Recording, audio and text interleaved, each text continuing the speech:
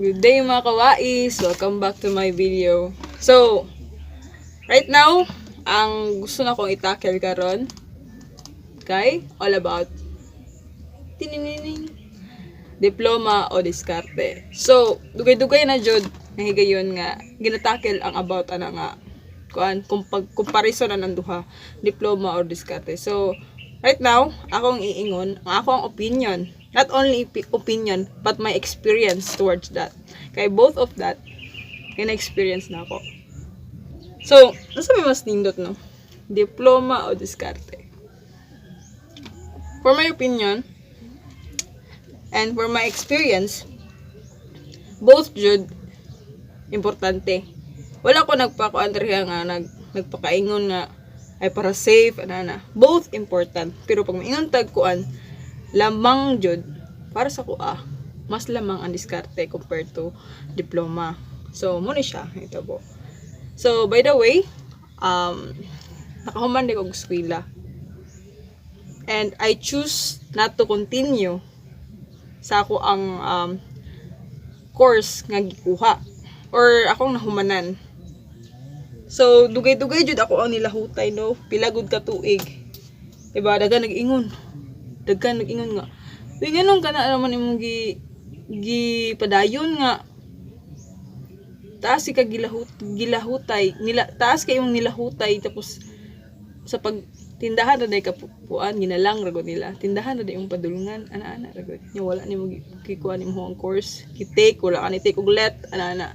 So by the way, pila ka years yun, no, pag eskwela gikan kinder, daycare 1, daycare 2, then grade 1 to grade 6, tapos nasango pa jud kay tungod nitaas pa ang nitaas pa jud 2 years kay naabtan lagi ko K to 12. So abot ko after grade 6, grade 7 to grade 10, then ginaingon nila nga mura na daw college after daw ani kay maka trabaho na daw makaman ka grade 12. So sige padayon, daghan kay mga iba, daghan dili lang ako maginikana ng reklamo na daghan jud sa tuang mga ginikana ng reklamo kay mas nadungagan ang ilang gastuhonon kay nadungagan gud og 2 years. So buning katibayan, no, nga nilahutay ko grade 12 ano siya, graduate ko sa medyo abog-abog pa jud kay diretsuan ako ni impromptu na ni siya nga story.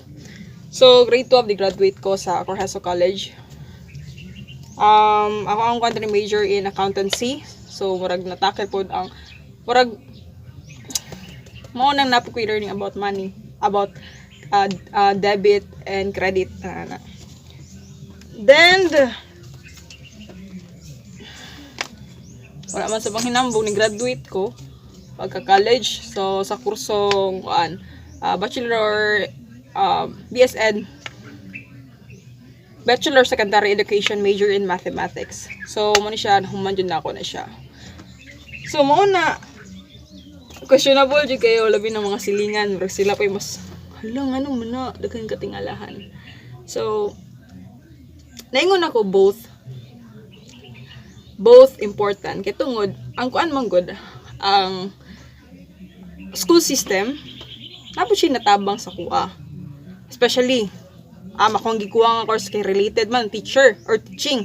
So na-enhance ako ang skills sa pagstorya sa makadaghang tao, diba, in business or sa tindahan, diba, bisag unsa nga klaseng tao imong ma-encounter. So by that na-apply na ko siya toward how I act, or yung sa nako siya pag deliver sa kong storya, yung sa ko pagka-confident, diba, na-develop through ko sa gikan sa pagskwela nako. Dako ko siya naambag sa kuha. Kaya na-develop ako ang social skills. Kaya I'm an introvert, man God. I'm an introvert person. So, di ko mukuhan og dili ko unhan istorya. So, nisulod lagi ko kanang education or major in education. So, time to time jud, no, ginapakuan ba mo na makarelate ang mga pananay kanang major in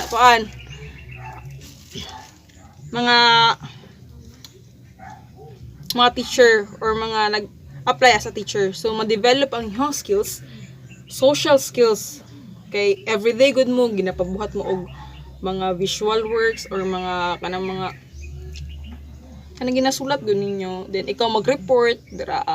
So na-apply na ko na karon sa ko ang negosyo. So di na kay ko mataha makigstorya sa uban. So dako siya na develop no. May kuan anang the way ko mo istorya develop pod through school. Then dako po check ambag sa kuha ang school kay tungod di ba grade 11 and 12 akong gi-take manggod nga strand mo na ABM, so major in accountancy. So na-enhance po na ako ang skills about money, di ba? Debit, credit, kanang na balance sheet.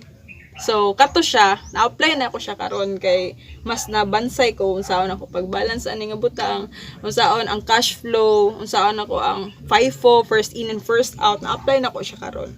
So mo nang dili na ako maingon nga diskarte ra puros ang importante.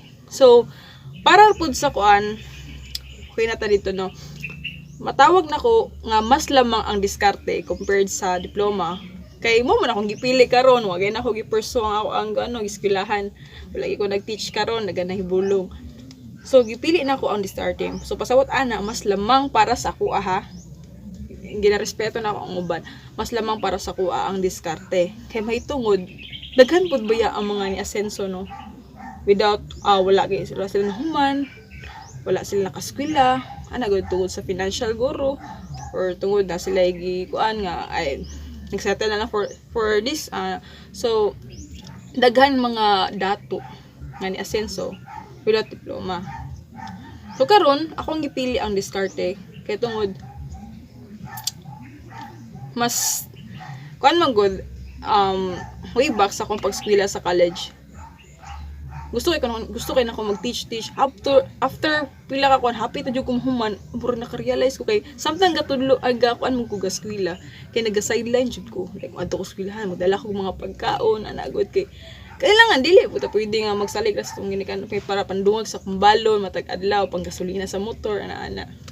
So mo to na enhance ako skills dito adto naka-realize ko nga buhi man day ko kaya man di ay basta kuan lang manikamot lang. So, mo to naka-decide ko after graduation, wala jud ko ri ulit balag daghan kay moingon sa kuang at pag-take baka sayang kay imong pila ka tuig nga eskwelahan. Wala jud ko ni take. So, ako jud ning gikuan panindigan kani ako but thank you Lord, thanks to God no nga hafit na one year na mangguro. 1 year na ka-survive man gyapon. Wala ko nagtrabaho I'm just employed, self-employed matawag ba ni kay ako nagatrabaho ko sa sarili na akong kuan area. Kay at home ra man ni then mga nakoy side hustle. Then kuan man pud good. In my college man good, scholar ko mo na murag naka-add up pud sa ko ang gastuonon. Nabawasan din na lesson ako ang gastuonon. So thank you sa CHED. So, scholar ko wala na ako nagikuan ng opportunity gi-take advantage nga iwaldas lang. Akong gibuhat mo gud ana para maka-learn para ma-apply pud sa mga scholar dira. Dili lang ninyo iwaldas-waldas ipang libre sa mga barkada nga di mo kuyugan hindi ka ulahi, hindi maglisod na mo. So, through my scholarship man gud. Like 20,000 man to 20,000 ched. Natingob to siya, so nabot to 40. What I did is nagtigom ako, namo ko natigom ana by wait sa. So, sa po ni siya ka-diskarte nga akong i-apply. So, naman ko nadawat from CHED no, 20,000 ay natingob siya, pabotog 20 din, mga pila lang ka bulan baguro or weeks. Niabot na po ng 20, so natingob siya 40,000. What I did is, nagpalit ko og pedicab. Sidecar. Nag-down ko og sa nag-down ako, i-downan half ato sa pagpabuhat din. Bayad din ka pag fully feed na nimo siya if umana na jud og kanang kompleto na jud ang pedicab goods na. So mo to siya. Then nangutang ko, gamit nako ang good debt. Nangutang ko og motor para itao dito sa pedicab. Diba na naman 40k, naka-down ako. Then nakabayad na pud ko sa pedicab. So ako ang hunaw-naon na lang ang sa 40k happy na dito ang pagpa-franchise sa pedicab. Kaya di man ka pwede masahiro o wala na franchise. So, secretary bill niya. Apply niyo niya. Bongga kayo mo. So, nakunta ako motor. Then, natawag siya okay na ang franchise. So, di ba naman ko, anong matawag man akong good debt tong motora nga akong giutang. Kaya tungod, nagparkila akong pedicab. Tana to 200 per day. So 200 times 30,000 30 days, di ba? Pila 6,000. Then ang ako ang monthly lang sa motor kay 2,120. TMX 125. 2,120. Para to 2,120. 6,000 man ako madawat no sa pagparent minus 2,120. So na ako'y 3,880. Nga ginansya na ni ha. So nato ko'y ginansya nga 3,880. Ko nang ginansya ginakip ko na. Di ko na ginagasto. Hindi na ako na ginatanaw nga ay ako na ning kuan ni Waldas. Ako nang ginakip. Keep na ko gina-rolling ra po na ako kay maguban mga maintenance sa pedicab. So mo to siya. Mo to yung matawag na akong good debt. So mo to siya. Mo to ako ang experience og comparison between the two, diskarte o diploma. So both of them jud no kay important jud siya. Nara sa inyo kung asa inyong sundon, asa inyong i-apply sa inyong life, ikanya-kanya man tag decision. So mo na to ako ang addition po di ay ito mag-end na ni pop up so man di ni pwede dili na ko ni ingon.